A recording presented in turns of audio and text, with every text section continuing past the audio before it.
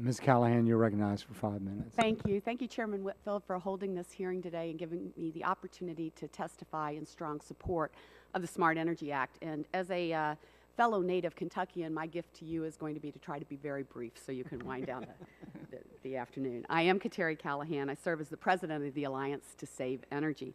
The Alliance is a bipartisan nonprofit coalition that's made up of over 160 different businesses, organizations, and institutions.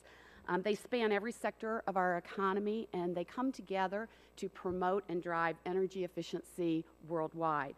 We were founded in 1977 by Senator Chuck Percy, a Republican from Illinois, and Hubert Humphrey, a Democrat from Minnesota. And we've been working these last 35 years tirelessly to not only advance energy efficiency, but to do so in a way that drives productivity and stops energy waste. We're delighted to count 3 members of this committee as our honorary chairs, Dr. Burgess, Mr. Bilbray, and Mr. Markey, speaking to the wide array of political interests that we can attract. They join 16 other members of the Senate and House who serve as honorary members of our board. On the Smart Energy Act and energy efficiency policies like those contained in the Smart Energy Act, we see those, as many of my colleagues here have said, as the cheapest, the quickest, and the cleanest way to address the economic and security threats that attend to our current wasteful consumption of energy in this country. Steve mentioned that we've made a lot of progress through energy efficiency. Our studies indicate, and then in large measure it's because of public policy, that today we're offsetting the need for about 50 quads of energy. Well, what is that? That's about half of the energy that we use. More important than just saving the energy is how much money that translates into. Our studies show that American governments, consumers, and businesses are saving $450 billion every year because of the progress that we've made on energy efficiency. So national policies, like requirements for improved federal energy management that you find in the SMART Act, to appliance standards, have important and proven benefits to our country.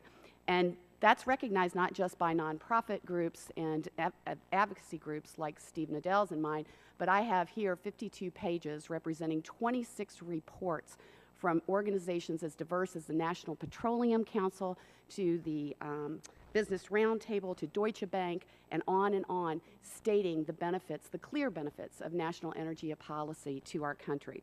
So I won't go through those because I think a number of them have been discussed already in this hearing, but I would like this put forward and into the record, if I could, please. Yes, it'll be admitted to the record. Great.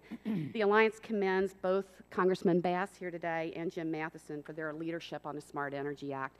We see this bill as standing as a testament to the fact that energy efficiency is an issue that draws support not just across political boundaries, but also from all regions of the country and all quarters of our economy.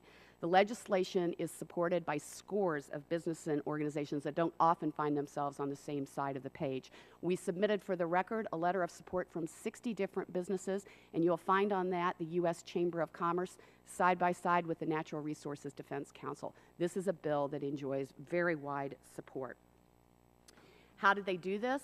They're using low to no cost and common sense policies that are going to lower federal energy bills, and that's going to benefit taxpayers.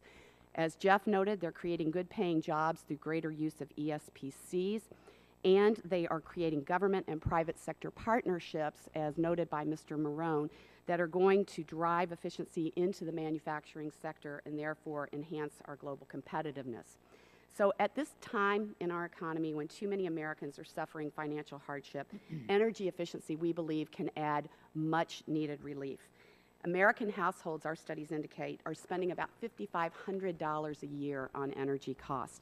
That's increased by 14% in just the last 2 years in this very bad economy.